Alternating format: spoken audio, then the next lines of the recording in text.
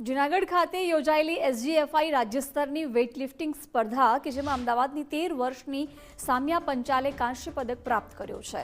અમદાવાદમાંથી આ સ્પર્ધામાં ભાગ લેનારી એકમાત્ર કિશોરી તરીકે સામ્યાએ પોતાની પ્રતિભા સાબિત કરી શહેરનું ગૌરવ વધાર્યું છે।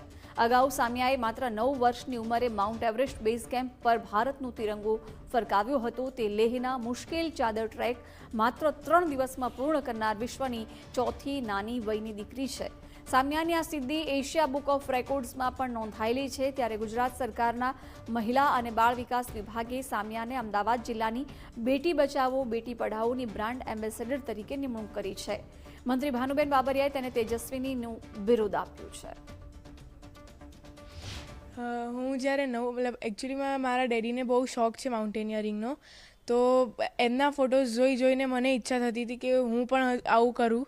તો જ્યારે હું 9 વર્ષની હતી ત્યારે હું ગુજરાતની એકચ્યુઅલીમાં યંગેસ્ટ ગર્લ છું, જેને 9 વર્ષની ઉંમરમાં માઉન્ટ એવરેસ્ટ બેઝ કેમ્પ કરેલો છે, અને વર્લ્ડની સૌથી યંગેસ્ટ ગર્લ છું જેને 11 વર્ષની ઉંમરે ચાદર ટ્રેક કરીને એક લેમાં ટ્રેક આવે છે એ કમ્પ્લીટ કર્યો છે।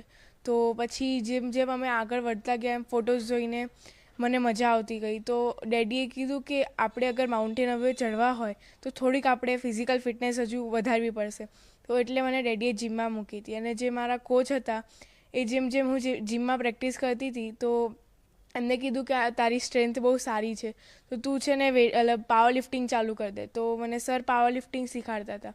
એકચ્યુઅલી હું બીજા બધા પેરેન્ટ્સને પણ એ કહેવા માંગીશ, કારણ કે ડોટર હોય છે તો ઘણી વખત ડોટરને પાછળ કોઈ મહેનત નથી કરતું। સન હોય તો એની મહેનત અલગ હોય છે અને ડોટર માટેની મહેનત અલગ હોય છે, બટ અમારા માટે જે ડોટર છે એ સનથી કમ નથી। હું એના માટે જે એની ઈચ્છાઓ જે સાઈડ વધશે એ હું બધી જ પૂરી કરવામાં હેલ્પ કરીશ। અને હું બધા પેરેન્ટ્સને એ જ કહીશ કે ભલે તમારી ડોટર છે કે સન, પણ એને એટલી જ હેલ્પ કરો। ડોટરને પણ એટલી જ હેલ્પની જરૂર હોય છે। મારી daughter actually Beti Bachao Beti પઢાઓની brand ambassador પણ છે, એટલે હું ઓલવેઝ એ પણ એ જ મેસેજ આપે છે અને હું પણ એ જ મેસેજ આપું છું કે ગર્લ છે તો કાલ હે।